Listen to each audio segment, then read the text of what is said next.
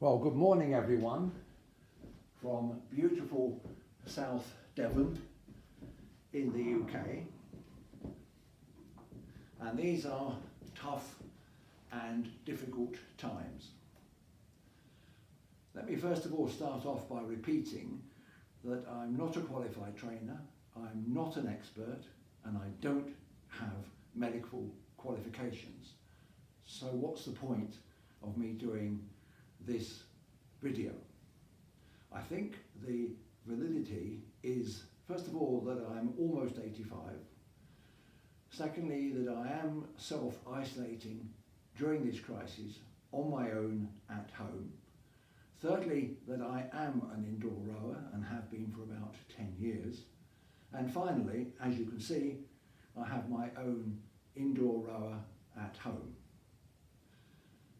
There are some really good rowing sites on YouTube. Personally, I follow on a regular basis Cameron Buchan and also Shane at Dark Horse Rowing. I don't see myself in any way competing with them. The fundamental difference at this time between me and them is that they are fit young men with Olympic standard qualifications, and I'm a fit 85-year-old, almost 85-year-old, and therefore those of you who are over 70, in your 80s, maybe in your 90s, who are stuck at home, either in a lockdown elsewhere in Europe and America, or self-isolating, I am somebody that you can compare yourselves with, and I have an understanding of what it's like to be stuck in this situation. Now, I'm not sure how valid some of the comments that I've seen online are, but there is a suggestion, which in fairness does seem to make sense, is that for the over 70s, we should stop or reduce high intensity interval training.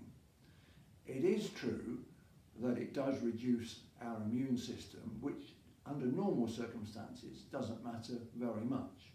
But in today's environment, it could be a quite important aspect to consider. So I'm limiting my HIIT to 1,000 meters a day, perhaps 4 250s, 2 500s, or 1,000. I'm also limiting my heart rate to between 75 and 80% of my 100%.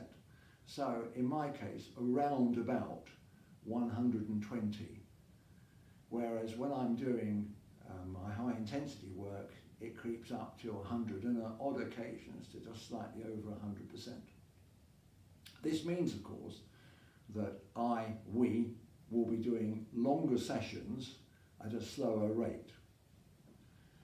Today, I have done a long, slow warm-up where the heart didn't get above 110. Then I did 4 250s, and although I could get under 150, I in fact did them at 150, a split of 150. Then I've done 2,000 meters at a fairly slow rate, 114 point something, and the heart didn't get to 120, followed by a slow cool down. I'm only doing one rowing session a day, but I think this gives us the opportunity to do more off the rower work, and whether or not you have equipment doesn't really matter. Let's assume you have no equipment, then there is plenty of work that you can do, probably have done historically, such as squats, the core work, the plank, and even with no equipment, you can do press-ups against the kitchen surfaces. If you do have equipment, and I have equipment, there is even less excuse. I have 3 kettlebells, 1 25 kilo sandbag, and also mobile TRX, and I'll come back onto that. So I think that what I have decided to do is not to have a session of off the rower work, but because it's a long, slightly boring day where we're trapped in our house or our garden, I'm sort of dividing the day up into 2-hour slots and doing 10-15 minutes every 2 hours, so that I'm getting 4 or 5 sessions a day of off-the-rower work. The TRX is mobile, and perhaps on the next video I'll show you how easy it is to install it and how to use it in the house. And if you are in self-isolation, you may still be able to go online and buy a mobile TRX, 1 or 2 kettlebells, whatever you require. If you are under 70 and are not yet in self-isolation, then now is the time not only to think about what food you're going to require when you do go into lockdown, but what equipment you need, and to get it whilst you can. So my advice really is plan your day if you're already in isolation or lockdown, so that there is some schedule, some planning that helps you through the day. Now, I'm not being in the least bit defensive when I say this, but I have had some comments from some people who've seen me rowing online that say your form could improve. You don't reach far enough forward. Absolutely true, absolutely correct, and I'm not defensive about that at all. However, my trainer says we have to work with what we've got, and what we've got is an 85-year-old body. And yet, I have improved on my flexibility, and I can reach further forward than I used to do, but it's still an 85-year-old body. So I thought before we faded, as it were, that I would just do a 500 metre cool down at 20 strokes per minute, and keeping the heart, which will not be difficult, beneath 120.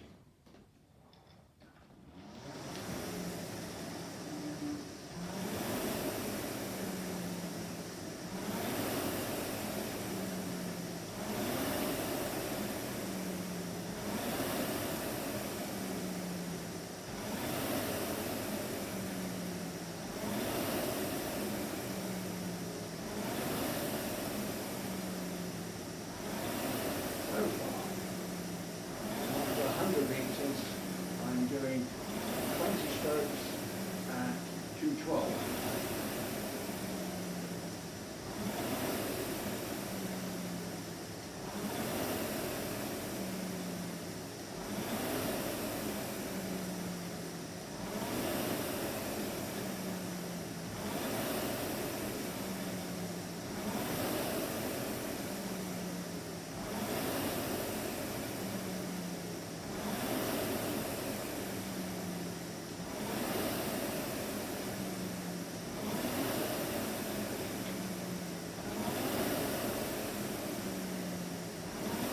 Coming up to 100 on the heart rate.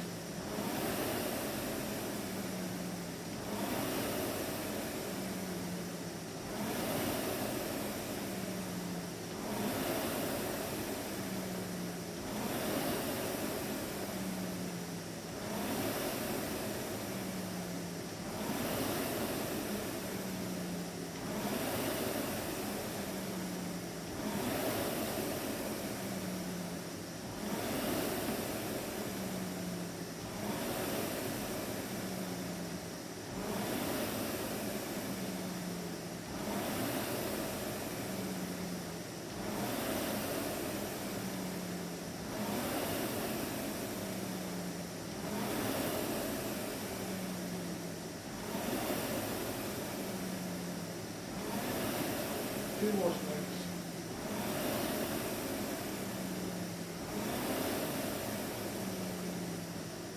So heart rate 114, just over 20 strokes per minute, 211.5.